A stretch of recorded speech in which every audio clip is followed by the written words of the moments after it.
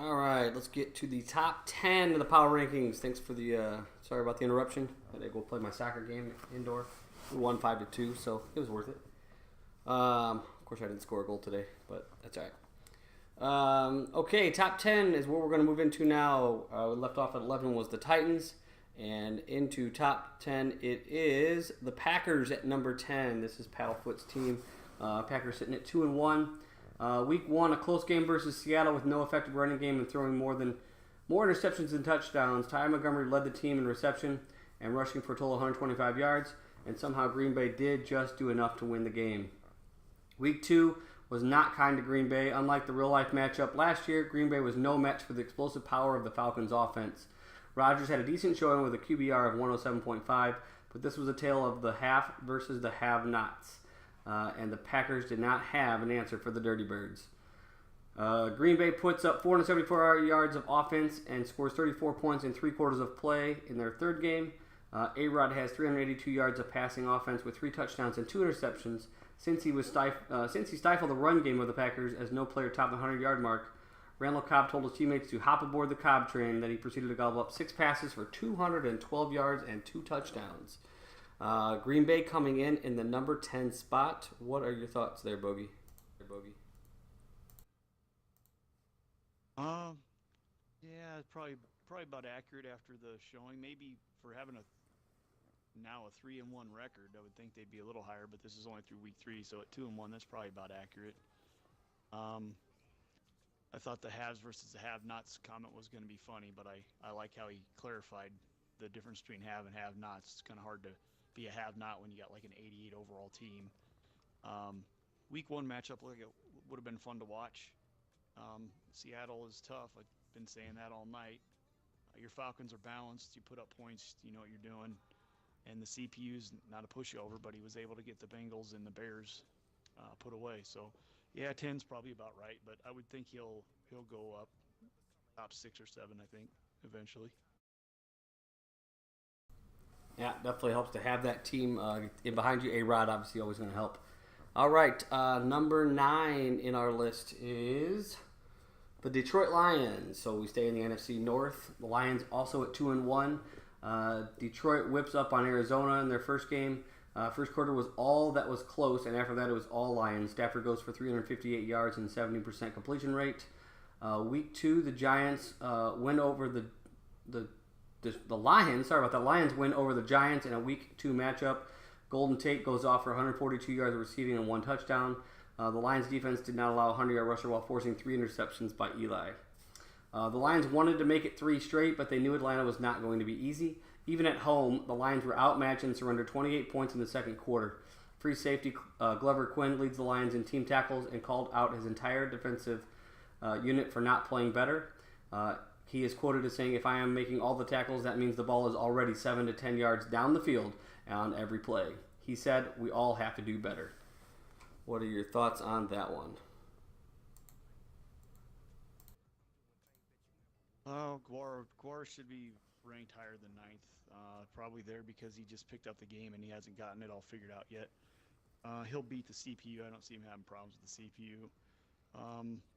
Good win against the Giants, and probably a consistent result most people are going to run into against the Falcons. So I'd say Guar's about where he needs to be. The more CPU games, the better he'll get as far as figuring the game out. He's got a couple user games coming up. He's got the Panthers in a couple weeks, and then he's got the Steelers a couple weeks after that, and then Paddlefoot, and then me. So I get him in week 10. So I think he's probably where he should be for right now, but I think he'll move up the power rankings as the season goes on. He's definitely not a 9th rated player, in my opinion. Yeah, I agree. I talked to him during the game we played, and I said, he just got to get it back, start learning the game again, like I said earlier. Once he does that, he doesn't have that Seattle defense to rely on early in the Madden this year, where I think that's going to help, make him struggle a little bit, but we always know he learns the game well, he picks up the concepts, and ends up doing well. The number 8 team in our power rankings is a drop down, I believe, out of the number 2 spot, is the Dallas Cowboys. This is Nate Ryan. Obviously a tough loss. I think that was week 2 We'll talk about it here. So the writings say Dallas displays its firepower with a big 41-3 win over division foe New York in Week 1. Not a lot of offensive stats here as the Cowboys defense did the lion's share of the work. Dak has 12 pass attempts all game. I can't believe I have to type this, is what Playmkr says. If I didn't watch it, I would not have believed it happened. But Denver gets a Week 2 win over Dallas. Playing mistake-free and out-rushing the blue and silver, Denver knocks off Dallas from the ranks of undefeated. Dallas returns to the win column in Week 3, outlasting the Cardinals. No points in the first quarter and a 9-7 game at halftime. This was not a guaranteed victory for Dallas. In fact, no passing touchdowns for either Dak or Carson this game. Dak finished with a QBR of 40.8, causing concerns for many Cowboy fans. At least Zeke showed a strong performance with 163 yards and 31 carries. Tough fall here for the Cowboys. What do you think? Well, yeah, he's definitely not the 8th ranked player, let alone the 8th ranked team. Week 1, he showed real well against Bones. Not having played, Laz's game plans worked out pretty well. He got the win. My honest opinion in Week 2 is basically he ran out of time. He was going to win that game if he had another possession, in my opinion. Cardinals game, I can tell you that the stats were the way they were because the kid didn't care, and he was playing like 2 games at a time, and he was basically labbing his offensive playbook against the Cardinals. So that's probably where the 3 picks came from. He's still trying to find his offensive playbook since he hasn't been playing the game. Defensively, he's pretty solid, really good stick skills. My opinion, he has 2 really tough games left the rest of the season. Week 10 at the Falcons and Week 16 against the Seahawks. No offense to his other user opponents, to include the Packers in Week 5. But I don't think they're going to beat him. And he's not going to lose the computer unless he's basically screwing around. He does have another game against Bones in Week 14. We'll have to see how that goes. Bones could be progressing by then. But Cowboys are going to make the NFC playoffs. They're going to probably make at least the divisional, and I would fully expect to see them in the NFC Championship against one of the other NFC teams, whether it's the Falcons or the Lions or the Seahawks. It's kind of hard to say, but I'm not worried about him. If he would put the time into the Madden game that he's putting into Destiny 2 right now, I would be scared. Yeah, I will tell you that we've been playing some MUT squads lately, which is the 3v3. We picked that up this week, over the past few days. It's actually a lot of fun once you start doing it. It's different. But one thing that I see with Nate Ryan as we're playing with him is the kid's got stick skills. I mean, he is making moves with his running back is pretty sick. So I think if he starts putting that into the game, look out. All right. To the number 7 team. Our number 7 team is the Houston Texans. Young Awesome Bro 2 off to a 2-1 start. Just like the real life, another game that Tom Savage does not play in. Deshaun throws 3 interceptions, but somehow Houston pulls out the win. This team can thank Lamar Miller and his 169 rushing yards. A W is a good start, but the passing game has got to get better. Houston wins again in Week 2 by outdueling the beige water pistol known as Andy Dalton. Deshaun Watson had a strong outing, finishing with a QBR of 141.8 and no interceptions. Superstar Lamar Miller finished with 147 yards on 16 attempts. Can Tennessee slow down this vaunted running attack by the Texans in Week 3? Oh, and not to be outdone, the Texans' defensive end of the day with the 6 total QB sacks. Houston drops a heartbreaker to the Patriots after leading at halftime in Week 3. J.J. Watt led the team with 3 QB sacks, and Deshaun Watson finished the day with a QBR of 111.8, higher than Brady's. However, the lone interception by Watson ensured the victory of New England. Next up, an in-division and in-home matchup with the Titans. So, Awesome Bro in the number 7 spot. What do you think? Number 7. It's probably, if I was Awesome Bro, I'd be bummed at being at 7, but I see that number getting better for him as the season goes on. I got to watch, we're only doing Week 2 and 3 here, but the game against the Patriots, we talked about that a little bit. I talked about how I think he needs to come up with late game defense, a couple defenses that he can throw in there to shut down some of the stuff that people like to run. I haven't gotten to play him this season, so I don't know how he's doing as far as picking up on tendencies of his opponent and things like that. But if he starts doing that and adjusting his defenses accordingly, he's going to be really tough to beat. He doesn't have his Packers that he had last year in Madden 17, which was a really stout team compared to the Texans. He does have a couple superstars on the defensive end in Clowney and Watt. He's got a couple good middle linebackers as well. Offensively, he seems to do exactly what he needs to. He runs the ball, and then when he passes, he generally doesn't force things. He takes what the defense gives him. His stick skills has gotten better. I know when I played him in Madden 17, his user skills got better as we went on. So they're only going to get better as he plays in Madden 18 and on. I play him in week 6, so that could be interesting. He's always been tough with me. I've been fortunate enough to get the W on him, but he's played me really tough every time. I think 7's okay for now, but in 4 more weeks, I would expect he'll probably be in the top 5.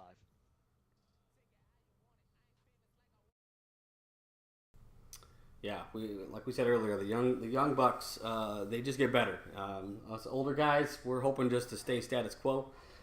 They are getting better each year. We know that. All right, to the number 6 team, and I think this is where this guy here is dreaming and loving it at this point. It's probably like a dream. We have the Denver Broncos, Lazarone's team, sitting at number 6 and 2-1.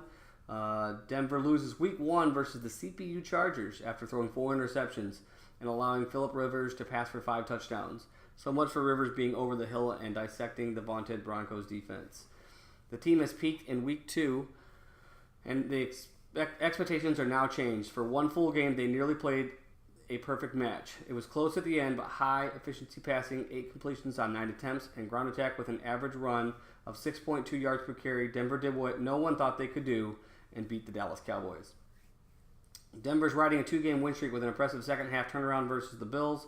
Fans that left the stadium bored with a 0-0 game at halftime were not allowed back in when the fireworks started in the third. A monster game by C.J. Anderson, 254 yards and 3 touchdowns on 19 attempts, was too much for the Bills. Look out, AFC West.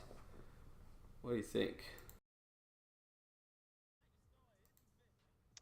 Oh, yeah, I guess based on quality wins, 6 is about right. Laz knows football. He's got a pretty good game plan. He always has a game plan. I think he even still scripts his first 10 or 15 plays, or at least he considers doing it. Week 1 loss to the Chargers, you'll give that to new to the game, figuring it out. Game plan against the Cowboys in week 2 was what it needed to be. Efficient passing, like Playmkr said, and effective ground game. Giving up over 6 yards a carry is not what the Cowboys want to do. And as the Cowboys play more and get better defensively, and they find the run D, I don't think you'll see that again. I do know that he had to find a new playbook, so I'm interested to see what his playbook was for week 3 and so on. But it sounds like he found a run playbook that he could at least run in with the stats from the Bills game. So yeah, I say 6 is probably okay for where he's at right now.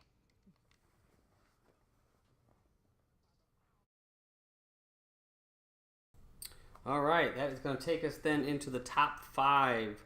Top 5, we have the Seattle Seahawks move up to number 5, El Motofoque, also at 2-1.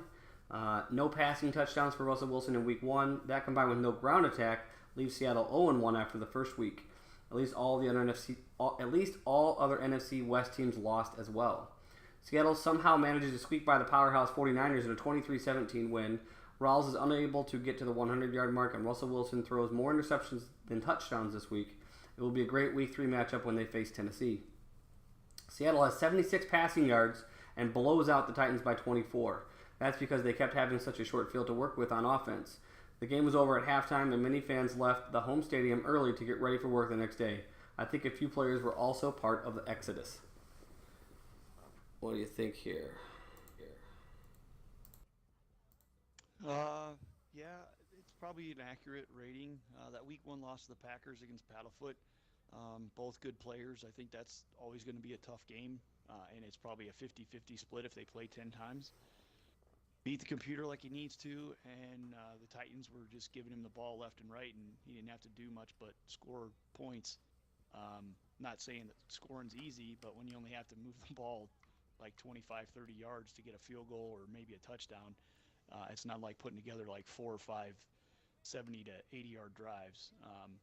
The Titans definitely helped him out significantly in week 3, but what are you supposed to do when you're the Seattle guy and your defense plays the way that it plays? I mean, you're going to win some games. Squeaked one, and then week 4 he's got a home game against CPU Colts, so we'll see how that one goes. He's got a couple user games coming up. Week 7 and 8, he's got Bones, the Giants, and then he's got the Texans with the Awesome Bro 2, which I think will be a very interesting game. I'll be interested to see how the Texans D and the Seattle D matches up with those two guys. And then unfortunately, he's got to face your Falcons in week 11, and then he gets the Cowboys in week 16, and we're still waiting to see which Cowboy team shows up, the Destiny 2 team or the actual Madden 18 team. But I think Seattle's probably rated where he needs to be. Top 5 is probably accurate. Yeah, obviously, I mean, just kind of going through these, I think everybody's falling where they should be, but it can all move, I think, week to week. We've got a lot of good players, I feel, that are, pretty good there. Which takes us to number 4, and this is a guy that I think is always working hard to get himself prepared, wanting to play well. Has a mistake here or there, but riding high off that week one win is our number 4 team, the Miami Dolphins. That's Big B. Great guy, great owner, always in here battling out whether, he's got a, 2-14 team in a season or like this team off to a 3-0 start. So good and happy for him. His write-up is our week 1 controversy game, as it's now become known as. Dolphins win the Battle of Florida. Neither team ran for a large amount of yards and offered up the ball 5 times each to their opponent. Nate Allen wins the game for Miami. Miami has an old-fashioned shootout with the Chargers in week 2, over 1,100 yards of total offense, and 84 total points were scored. The fans were begging for a new defensive coordinator by halftime. No turnovers by Miami, though, all game ultimately sealed the fate of the Chargers. Melvin Gordon was held to 67 yards on 18 attempts. Miami is added to the list of teams that beat up on the Jets this week. Oh, wait, Miami forgot to have their entire defense travel this week with the team, as they allow superstar Josh McCown to go off with 21 of 26 for 307 yards and 3 touchdowns. If the Jets could have scored in the third, this outcome may have been different. It's a bad day when your cornerback is team lead in tackles with no QB sacks. At the end, though, Jay Ajayi puts the team on his back and carries the ball 29 times for 128 yards and 2 touchdowns. End of story. So nice to see him up here. Probably feeling riding high on this one. So what's your thoughts here? Yeah, it's kind of cool seeing Big B in the top 4.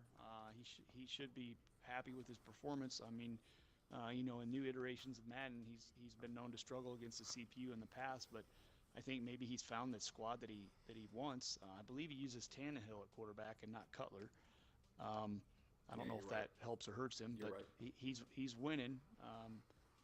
The week 1 game, the game of whatever you want to call it, pick 6, whatever. The game was over. He won. It was a good start to his season. I think that just kind of kept him going. He's obviously slinging the rock, scoring lots of points. And then, week 4, he's got another CPU. Week 5 will be interesting because that's when he gets Tennessee at home, which is Playmkr. And then he has to play you at your place in week 6. So he could go from, 3-0 to 4-2 in a matter of a couple weeks. Then he gets the Jets again, so that should be a W. He may or may not get Lars in week 9, ex-Army Sergeant. We don't know where he'll be in week 10. Then he has Tut week 12, Laz week 13, and Tut week 14. Why in the hell would anybody want to have to play Tut twice? I know I would never go to his division if I could absolutely avoid it, but I believe Tut picked after Big B did, so that's how Tut got the Patriots. Then he gets the Bills, and he gets Caffeine Junkie in week 16, which I think would be a pretty cool game to watch. But I'm looking forward to that week 13 matchup with Laz. Laz likes to pound the rock, control the clock, and Big B likes to sling it. So that could be like a contradictory type game on offensive philosophy. So I'm really looking forward to that week 13 matchup. But I think at 3-0 going into week 4, being the number 4 in the power rankings, he's right where he should be. And, you know, it just depends on how he plays that middle part of the schedule and how he finishes.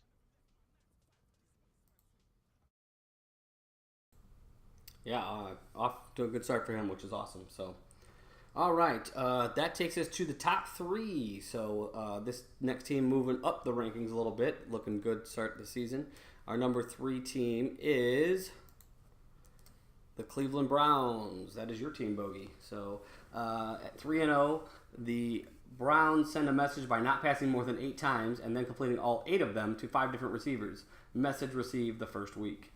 Cleveland puts up nearly 500 yards in week 2 affair, though, with no turnovers. Kaiser dropped from 100% down to 88% rate and finished with a QBR of 138.2. Another day in the office for Coach Bogey. Playing the worst team in the league, Cleveland throws for 161 yards and rushes for 160 yards on offense in week 3. Many OCD fans wanted one more rush attempt to make it a perfectly even statistic. Forcing 3 Andrew Luck interceptions, the Browns feed the Colts a steady diet of Isaiah Crowell 21 times, and Indy ended up choking on this. So you move up to 3. I think that's a little bit better than where we saw you last in the preseason rankings. So what do you think? Yeah, I moved up from 6 to 3. Week 1, tough opponent. We talked about this earlier. I think that was kind of a difference of time on the game. I had a game plan. My quarterback was extremely accurate, and I basically took what he gave me, and I just pounded the rock, and then played defense. Made him one-dimensional. Week 2, I wanted to kind of see what my quarterback could do. Kind of threw a little more than I really wanted to, but was pretty happy with it. Week 3, yeah, I won 28 to 10, but I can tell you that game was tight until the second half, where I got a couple turnovers that made the difference. I don't like playing the Colts. I don't like playing any team that has Andrew Luck on it, or like A-Rod if they're CPU. Andrew Luck is just good, and he makes unreal throws. And then my week 4 opponent, I did play that game today, and I pulled out a win in a shootout there. So I'm okay being at 3. I know I'm still drawing a blank on who the other one is, but there's 2 of you in front of me. I know one of them's the Falcons, and it's going to be Tut. Yeah. But, yeah, I'm okay being at 3. I don't have a problem with that. Not bad for the Browns, who everybody said sucked. But obviously I have an offensive line. I'll just keep feeding Crowell the ball and see who can stop it. It'll be interesting, though. I got Awesome Bro in week 6, Playmkr in week 7, and then I get Guar week 10, Paddlefoot week 14, and then I get Zeldo in week 17. So hopefully I can at least go 500 in those user games and maybe get a 10-6 or 12-4, and hopefully win my division. I think I'm okay being at 3. I don't have a problem with that. All right. Yep. I don't personally see you dropping 4 games in this league, but yeah, I guess stranger things have happened. But we'll see. So, all right, that takes us to the top 2. No change in our top 2 this week. Number 2 is my Atlanta Falcons, staying at number 2, off to a 3-0 start. Let's see. Playmaker's write-up says, "I wonder if Fat shed any tears beating up on these poor defenseless Bears team in week 1. That obviously being because it's my favorite team, the Chicago Bears. Julio sure didn't, though, with his near 200 yards receiving, team MVP right there. 5 passing touchdowns by Matt Ryan with a perfect QBR. 158.3 spells doom for the opposing team in week 2. The Falcons rout the Packers 45-10 with a big game performance by Dante Freeman. The Falcons' defense and high-scoring offense eliminated the Packers' run game.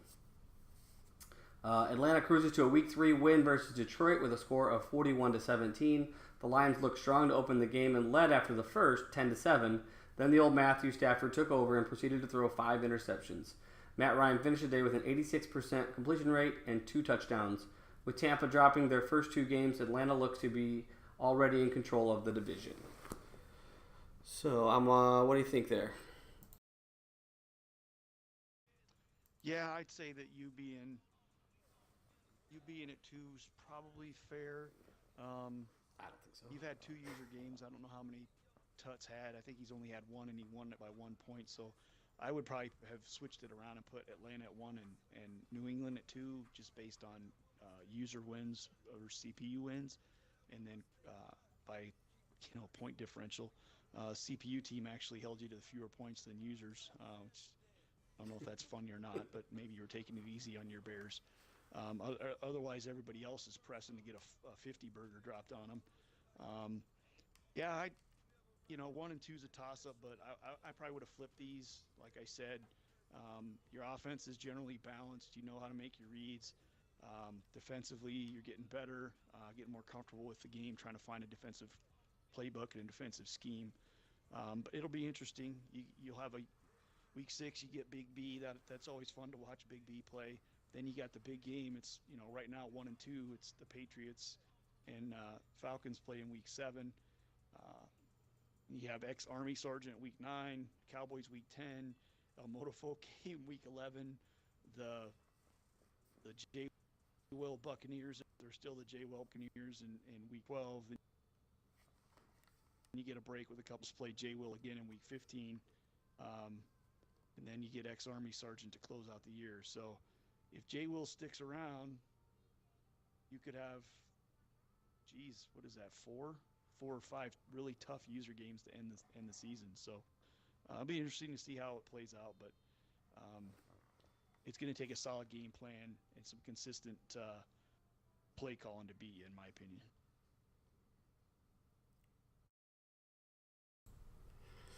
All right, thanks for the commentary there. Let's see, that takes us to our number 1, who continues to be number 1 from last week, that being the New England Patriots. This is Tut's team, also 3-0. New England cruises to a week 1 victory, although Brady took a backseat to Deion Lewis and his stellar performance, including 3 rushing touchdowns. Week 2 brings about a win versus New Orleans, although New Orleans led until the final quarter, but lose the battle with New England CPU scoring 14 final points. The Patriots had a 2-1 lead on time of possession, which tells me they moved the ball early on but could not score. A win is all that matters at the end of the day. A 1-point win over Houston sends New England to the ranks of 3-0. Tough sledding all game long as the Patriots turned the ball over twice, including a 100-yard pick six. At the end of the day, team MVP Gronk has 13 receptions for 201 total yards, was more than the Texans could overcome. So Tut sits at the number 1 ranking again. What you think there? Yeah, he's a 1 or a 2. I would have put him as a 2, like I said when I talked about the Falcons.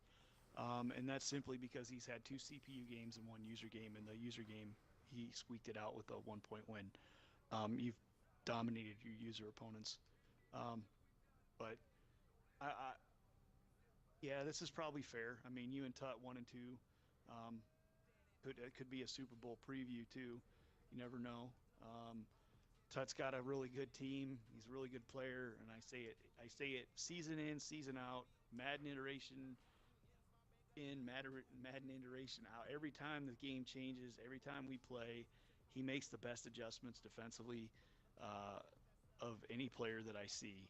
He basically figures out what you want to do, takes it away from you, and you got to figure out what you can do to change your offense. He tries to make his defense dictate your offense, and very few players are able to do that. So I think he's going to win his division easily.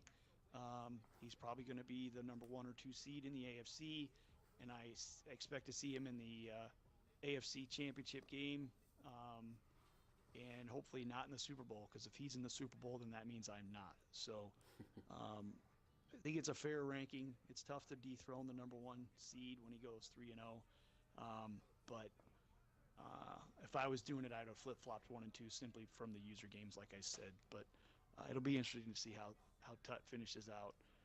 He does play U week 7. He's got Laz in week 10, Lars in week 11, Big B in 12 and 14. He's got Zeldo in 15. And I think I'm lucky enough that I escaped out. Yep, I won't have to play him till the playoffs if I can get there and we match up in the playoffs. So he's definitely going to be one of the top guys to get out of the playoffs to get to a Super Bowl. I honestly think the Super Bowl is going to go through New England.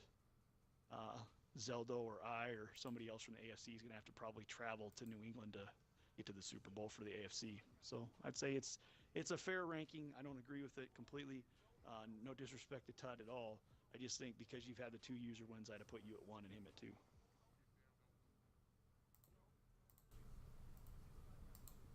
All right, sounds good. Thanks for your commentary on those there, Bogey. Always good. Bogey had no idea what the rankings were, so we just kind of go into that, letting him go off the feeling of how it comes. It was kind of fun to see that, obviously, in the preseason. His reactions, I think this fell in a little bit more in place where he felt like things were, so which happens, obviously, once we start playing. But it's been a good season so far. Guys are getting games in. It's really cool, like we said, to watch guys broadcast, so we really want you to continue doing that. Broadcast those games. It's fun to watch.